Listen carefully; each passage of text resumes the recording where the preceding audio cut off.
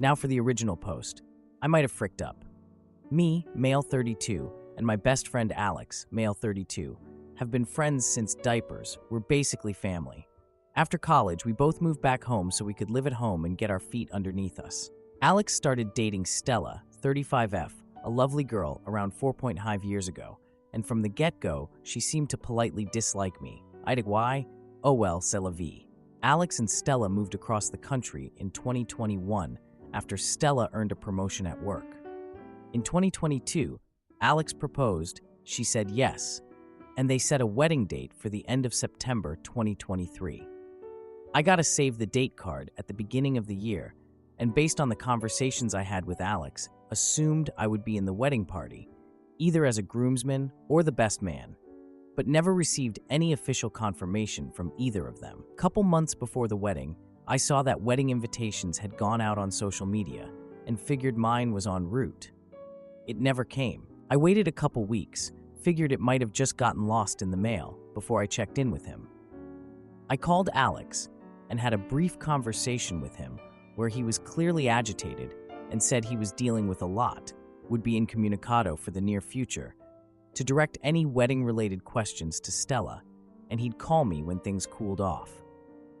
I called, texted, and emailed Stella several times over the course of a week, but she didn't respond to any of them. At this point, I figured I wouldn't be attending the wedding, and that things were really messed up for some reason between the two of us. Yesterday, a little over 3 weeks after our last conversation, Alex DM'd asking if I was free to chat. I jumped at the opportunity to get some answers, and after exchanging pleasantries, Alex jumped right into a spiel saying that he knew I was super busy with work and dealing with a lot of personal stuff, but he'd love it if it could attend his wedding, even just as a guest, and wanted to know if there was anything he could do to help make that happen. I just blurted out that I'd love to, but hadn't received an invitation. Alex stared blankly at me and said, "What?" And I just kind of verbal vomited out that I hadn't received an invitation.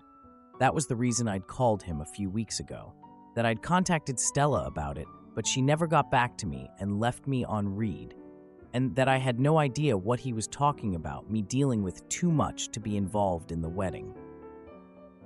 After a very pregnant pause, he said he needed to go sort things out, and that he'd call me when it was done.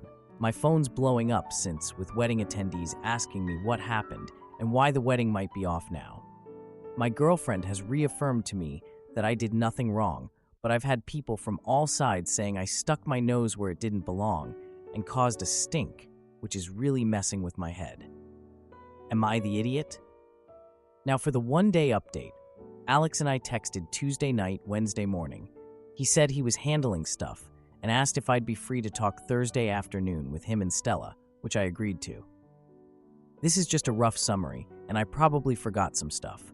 Frankly, I'm too mentally fried to weave a narrative right now, so it's just going to be bullet points. A couple of pieces of info about Alex to provide some context. Alex was raised fairly sheltered and religious until he was 18, when he went to college and opened up. As a result, he still has some blind spots about certain things. Alex has mild to moderate OCD. It's managed with low levels of medication and maintenance therapy, which is one of the reasons he gets overwhelmed easily, especially from unexpected stressors. And weddings are chock full of those. Now for the actual update. The wedding, it's still happening. I will be the best man, and I've been read in on all the stuff I need to do. The person who was filling in for me, Matthew, 34M, one of mine and Alex's good friends who's also neurodivergent, is thrilled to not have to spend the day peopling and can instead party his butt off. As a result of this clusterfuck, Alex, Stella, whoever parents are paying for the wedding, will be comping me and my girlfriend's plane tickets and hotel stay and my best man tux. What was the main driver of this mess in the first place? Stella's pregnant. Yay. They found out a couple days after the wedding invites got sent out. Apparently, they were passively trying, then actively trying in 2022, but stopped and swapped back to heavy birth control once the save the dates went out because Stella did not want to be pregnant on her wedding day. This led to several changes to the wedding, threw a bunch of other planning into disarray. sent Alex into an OCD hole for a couple weeks, which is why he was agitated when I called him and why he needed time to get his head around it all and get the intrusive thoughts managed.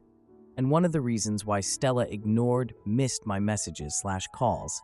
Why did Stella not respond to my messages? Besides surprise pregnancy, Stella said that she's on her phone for work a ton and gets hundreds, if not thousands, of emails, texts, calls per day. She misses some stuff, especially since she didn't have my contact info saved. Lol. I also emailed her work email instead of personal email, which I don't have, and my own personal email handle is not my name. In future, I was told to be more insistent in my communication with her, to break through her everyday noise. Duly noted. What happened to my invite? Stella claims that she sent me one, but must have sent it to my old address. I did move in March to my current residence, and the save the dates were sent out in January. What did Stella tell Alex about me not being in the wedding? Apparently nothing. According to Stella, he either 1. Believed one of his intrusive thoughts was real when he was in his OCD hole. 2. He got confused when she told him one of her cousins with a similar sounding name to mine wouldn't be attending. Or 3. Some combination thereof. According to Stella, she always wanted me in the wedding. Why did Stella not contact me after I didn't RSVP back? She assumed there was something going on with me and Alex, and that we'd sort it out and he'd tell her. In the meantime, she was busy with work, wedding planning, and unexpected baby. How did a bunch of wedding guests find out about this mess? Alex called his mom for advice after our convo. Mom had church friends over. Church ladies overheard a good chunk of their convo. Church ladies are gossipy. Alex has spent a decent chunk of time the last couple days putting out fires, so to speak. After about an hour, Stella left to go deal with some wedding stuff, and me and Alex chatted about stuff for a couple hours. Do I believe Stella's explanations? Kinda. The baby's real as far as I know, confirmed by medical professional. She does have a cousin I know she's close with who has a similar sounding name to me. And she does work from her phone a lot, but the rest of it just seems a little too convenient. And I feel like I'm left with more questions than answers. Good news is, since I'm in the wedding, I should have great access to figure out what's going on, I hope. Now for the 7-month update. So, things have been pretty interesting since the wedding. Alex and Stella had their baby, a beautiful little girl named Emily. The wedding went off without any major hitches, and I did my best man duties as expected. Matthew was indeed very happy to just enjoy the party. Stella and I have actually become closer since the wedding. Turns out, a lot of the tension between us was just miscommunication and assumptions. We've had a few heart-to-heart conversations, and I think we're in a good place now. Alex has been doing well managing his OCD with the added stress of being a new parent. He's been really proactive about his therapy and medication, which has been great to see. Overall, things are looking up, and I'm glad that we were able to work through everything. Alright, here is the script. Well, it's been a while. Sorry for taking so long to get this update out. I've been absolutely swamped at work for the last 6 months, so here's the Cliff Notes version of the wedding and some post-wedding stuff. The lead-up was boring, with a ton of emailing back and forth between me, Stella, other wedding people, venues, vendors, etc. Me and Alex had some pretty deep conversations over the week and reaffirmed the importance of our continued friendship. It was really awkward the first night we were there for dinner, especially considering both Alex's stepsister Sam and Stella's younger sister and Moh Diana were already staying there. We stayed at an Airbnb within walking distance of Alex's house. I went into event work mode pretty quick, which smoothed things out and put Stella at ease. I spent most of the lead up to the wedding either at the ceremony/reception site, doing liaison setup, or running around picking things and people up with Sam. My girlfriend, Alice, was kind of miffed about the whole thing. She's never worked a wedding before, just attended, so she expected it to be like 50% working and 50% vacation. It ended up being more like 90% me working and 10% vacation. She spent most of her time helping Alex out with wedding support-related stuff, or gaming on my laptop when she gassed out or got too overwhelmed. The wedding was a fun mess with tons of unrelated drama. Stella sure knows how to design a beautiful ceremony and plan a party. I didn't get to enjoy much of it since I was working the wedding with a few other people in the wedding party more than attending, but c'est la vie. The ceremony took forever though. I felt terrible for all the bridesmaids who had to wear heels through that. Unfortunately, there was no gotcha moment or come to Jesus moment where I got the full story as to why things happened the way they did. But based on what I observed while working the wedding, I think I've been able to piece together roughly what went down. Why wasn't I the best man? I think this had more to do with Stella's parents, Ken and Karen, than her, although she still doesn't like me. My main reasoning: Ken and Karen were paying for the majority of the wedding, more than Stella, Alex, and Alex's parents combined. Alex and Stella sketched out pretty early what they wanted the wedding to look like. Throughout the process, Stella made several significant changes out of the blue. Alex didn't really care all that much and just figured she changed her mind. He just somehow missed that most of these changes occurred after Stella either had a phone call or in-person meeting with her parents. Her parents were very standoffish towards me and made a lot of weird comments about Stella's younger brother Chase, often in comparisons between us that flattered him and kept insisting he was perfect best man material. Alex has barely met Stella's parents, maybe a dozen times over the last 5 years. Every time they visit for the holidays, Stella has them leave early for whatever reason, and Stella rarely initiates calls with them. Stella acts really weird around her parents. Around everyone else, she's a badass modern woman, but around her parents, she gets super meek. For example, her mom asked her to drive to a specific store over an hour away to get her a specific food item in the middle of wedding planning. She just did it without protest and left the rest of the wedding party in a lurch. When she got back 3 hours later, her mom took like 2 bites, then threw it away. If I hadn't seen this with my own eyes, I wouldn't have believed it. Lots of other innocuous things that individually mean nothing but together provide a decent amount of circumstantial evidence. So here's what I think happened, roughly. Ken and Karen wanted Chase to be the best man in the wedding. Alex really wanted me to be the best man. Rather than make a choice, Stella appeased both parties, telling them what they wanted to hear while making no actual decision. The longer it went on, the more complex the lying got. When Alex had his breakdown, Stella saw a way to get out from under her knot of lies by taking advantage of the crisis. Unfortunately for her, Alex came to his senses before the wedding, started asking questions, and when push finally came to shove, she chose her relationship over whatever is going on with her family, much to their apparent chagrin. Why does Stella not like me? I have 2 main guesses here. I swear a lot. I tend to forget most people don't use the word fuck as a noun, verb, adjective, adverb, pronoun, preposition, conjunction, interjection, numeral, article, and determiner. Since I was working the wedding, I was on my best behavior and cut down on my swearing by a good 90%, which led me to notice that anytime I swear, or anyone for that matter curses, Stella has a little grimace or cringe reaction. Stella herself also rarely curses, and if she does, it's something small like hell or damn it, followed by a quick apology. It's probably exacerbated by the fact that despite my generally unprofessional behavior, I hold a fairly professional job. The dissonance can bother folks. Politics. I'm somewhere between a democratic socialist and socialist on the political spectrum. I am a far cry from conservative, but for Stella, that's not far enough left. From what I can tell, she's either a tanky or tanky adjacent. This has been more or less confirmed to me based on her social media engagement relating to the major geopolitical events of the last 6 months or so. Probably exacerbated by the fact that my job involves working in geopolitics, so I am part of the repressive imperialist Western system. And as it turns out, I'm not the only person in the wedding who isn't super fond of Stella. I found my flock, so to speak. Post-wedding stuff. Alex and Stella had a healthy baby girl named Iris. Me and Sam are the godparents. Me and Alex have been talking a lot more. For whatever reason, he asks me for childcare tips.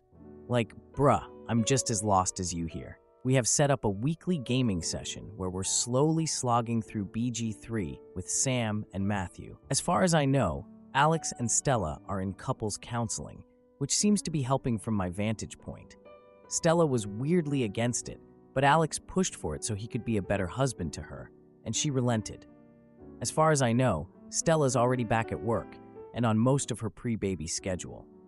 Alex's stepsister Sam has been checking in on them periodically, and according to her, there are no major red flags at the moment. Stella actually texts or emails me stuff now. It's mostly baby pictures, but it's a step in the right direction, and I appreciate it. I send cat pictures in response. Hopefully, this is the last update.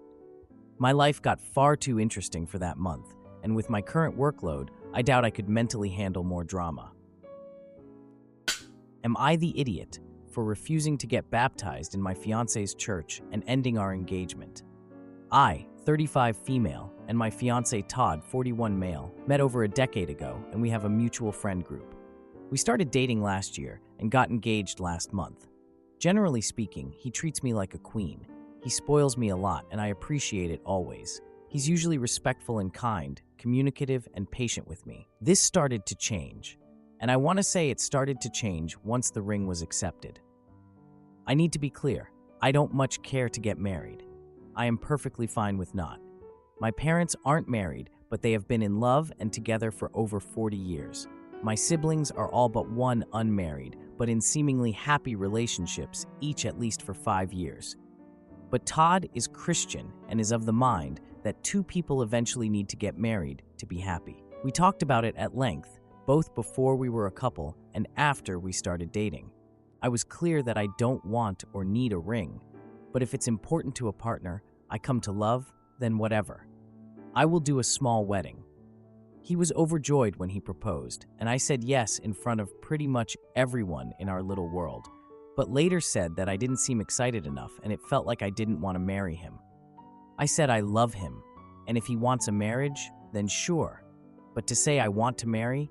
I mean, I know he wants to, and if that's what he wants, and since it doesn't matter to me, either way, the math was easy. Let's get married.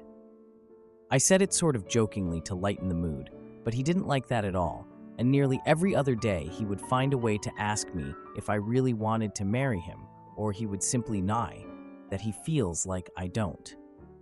I suggested couples therapy, as it seems to really be on his mind and troubling him, and he said he's done therapy before and doesn't need to do it again. Then last week, on our usual date night, he said he had something really big to ask me. Call it a favor if that makes it better, and ask me to come to his church and get baptized. I stared at him. I am atheist and have been since I was mid-20s. He has known that for years, and we've always been respectful of each other's beliefs. I told him I couldn't do that. Baptism is supposed to be sacred and with a true heart for that faith, and I simply would be a liar if I said I wanted to live for his God, because I frankly don't. He argued that it's just a splash of water and some words, and since he wants it before our wedding and I don't care about religion either way, this should be easy. I refused again, explaining that I do care about religion.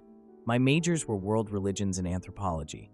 I care a lot, and it would be dishonest to his God and our community for me to dedicate my life to his religion outwardly, but not inwardly. I said it felt disrespectful to his faith and the people who truly live it. He got angry with me. Oh, so you're okay, disrespecting me though. And when I asked what he meant, he said to drop it and change the subject. I pressed more, but he raised his voice. I said drop it, loud enough for others to turn and look at us. He'd been robotic around me since. Days up in his study all night, sleeps on his study couch, goes to every service and event gathering his church has, which is most weekday nights and Saturday morning, as well as Sunday, and has been inviting me to every single one. He hadn't done that since we started dating. He did it. Then I said I respect his beliefs and will go to something like a wedding or christening or baptism, but not a simple service or event. When he asked me just a few minutes ago tonight, I reminded him of the above, and he just dropped into our couch and sobbed. And when I went over to comfort and talk to him, he pushed me away and left muttering something about running late for service.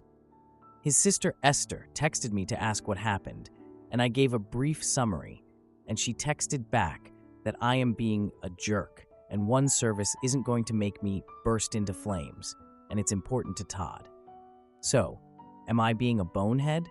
Am I crazy to think that this pressure is a deal breaker? I do love him, but this version of him is not only a stranger to me, but a weight on me. But aren't people supposed to work through that hard chute to get on in a relationship? He texted me a few minutes ago saying when he gets home he wants to have a serious talk. I explained that my best friend is over, so it will have to wait, and he replied, "No, tell her to leave. Give her my love, but this is serious." I talked with my bestie Bessie, 35 female, and read some of the comments here and told him no indeed. He can go home to his parents, and he is welcome to come in and pack a bag and leave because Bess is here for me right now, and I need her here for me right now. He hasn't responded. Now for a few important comments. 295 Phoenix said, "NTA, time to break up." But dang, I love how so many Christians take their religion less seriously than we do. An insincere baptism is indeed disrespectful, yet so many Christians want non-believers to do it. OP replied, "This is what confuses me most. If it's such an important part of his life, how is he okay with me lying and insincerity, devoting my life to Christ? I am not against people who have faith, but those that I know who do, truly do beyond platitudes in the mainstream, are kind and loving and would be offended so much if someone faked it and lied about it and gone through sacred rites and the like. It doesn't make sense why he keeps switching sides on it." Utter Cockwomble added, "No, it's a ploy. Oh, just get baptized. It's not serious. Just some water and some words. Oh, please come to the service. The pastor really wants to meet you. I told the youth leader that you'd help. I'm sure you don't mind. It's for the kids. It's not really religious, just a prayer at the beginning and end. But sweetheart, we have to raise our kids in the church. What will everyone think? They've got a script, no seriously, on how to trickle truth convert someone. He's getting immense pressure from the church to bring you into the fold, to save you, to prevent you from being unequally yoked, to hunt and win a soul for Jesus. That is terrifying. I was clear when I left the church eons ago that I am not and will not follow that faith.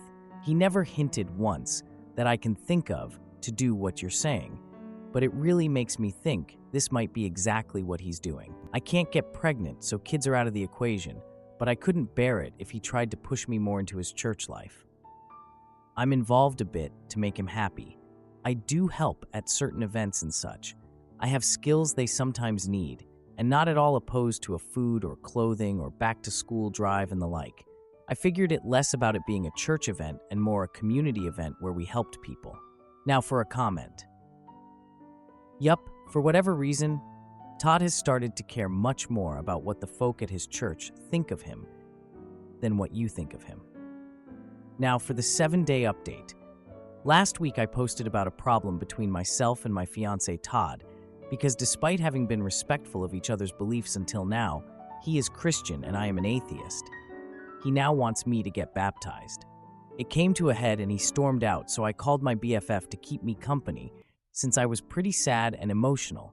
I do a lot for him and Bess, the bestie, and a lot of you here helped me see that the relationship as is either needs to have serious changes to it or it needs to end. Logical. But logic is hard to cling to when you're heartbroken. I think I already knew he wouldn't change anything for me. I did text him that night that he needs to go back to his parents' house.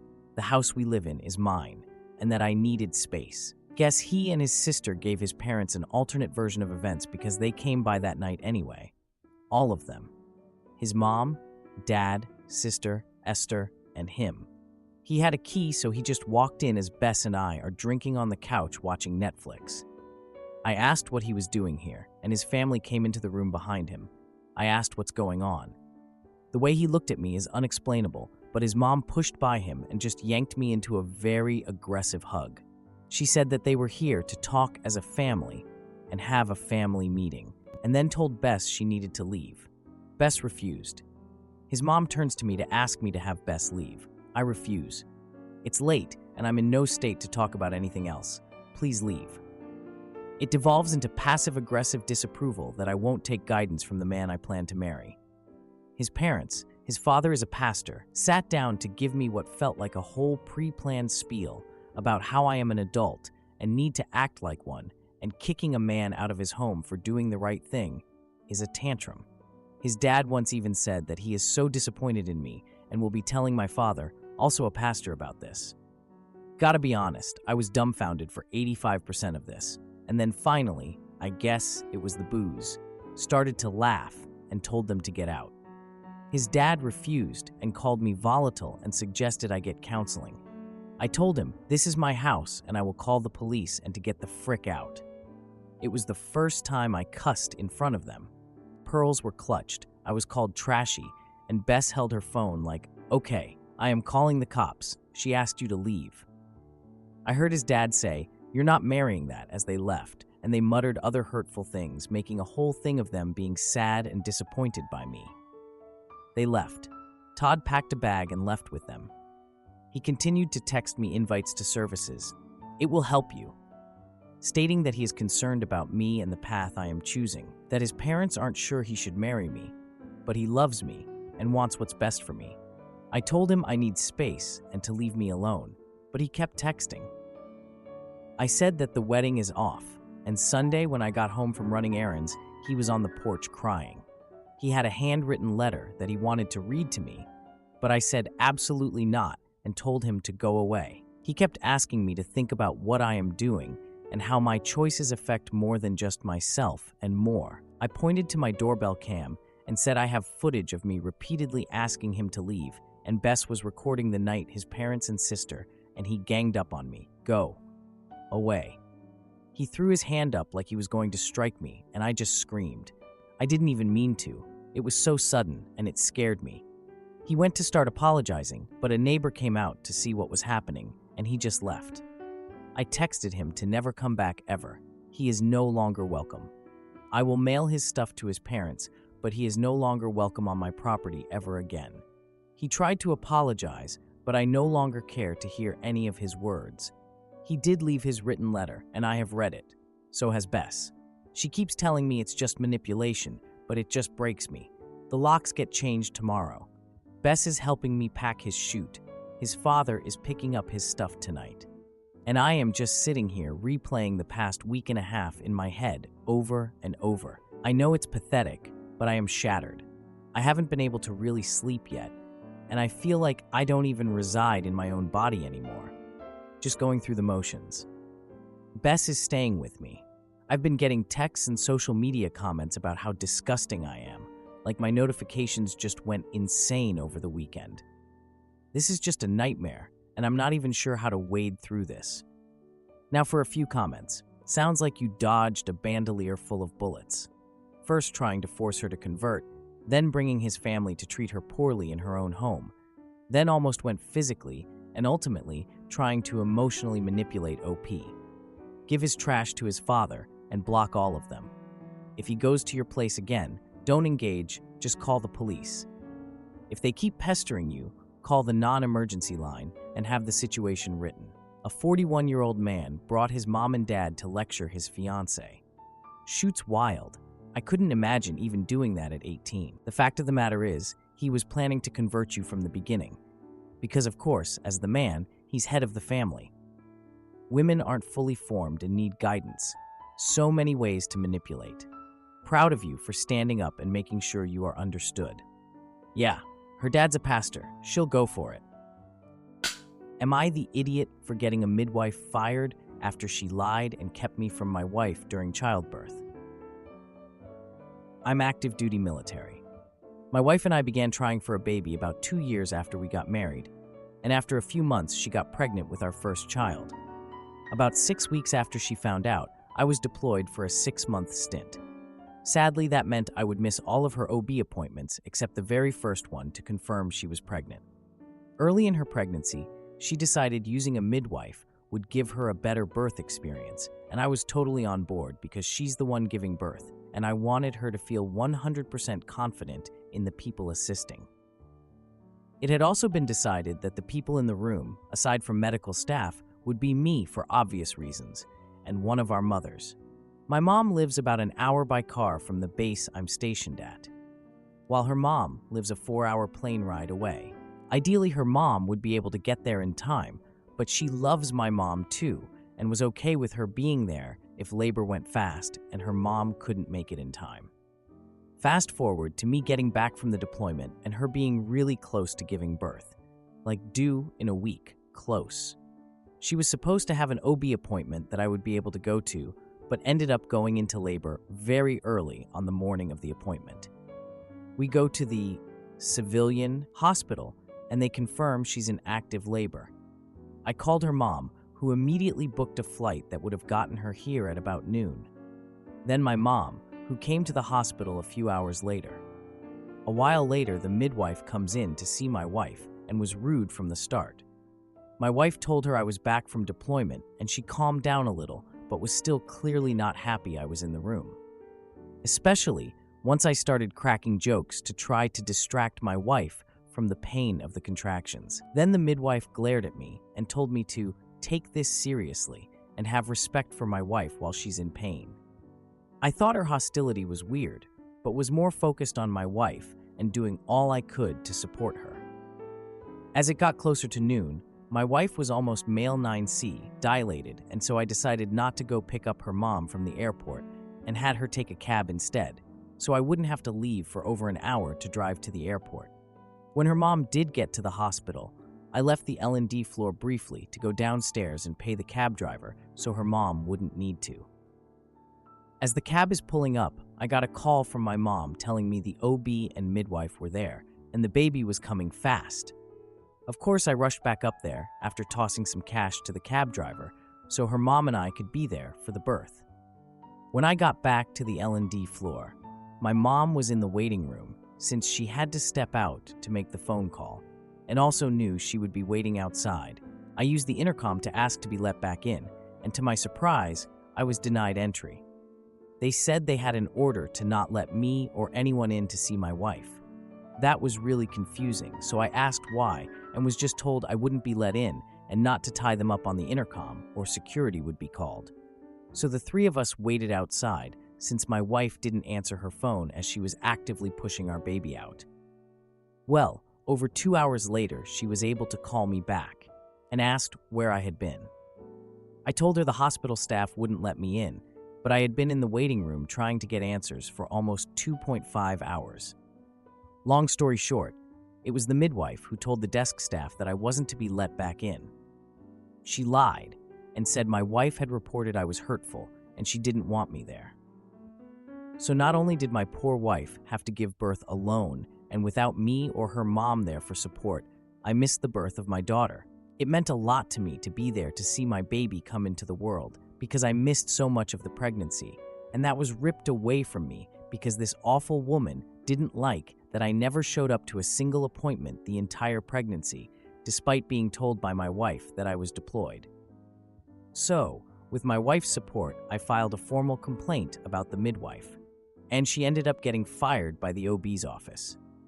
My wife is naturally on my side, but some of our friends have said I was wrong to make such a big deal out of it and taking away the woman's livelihood.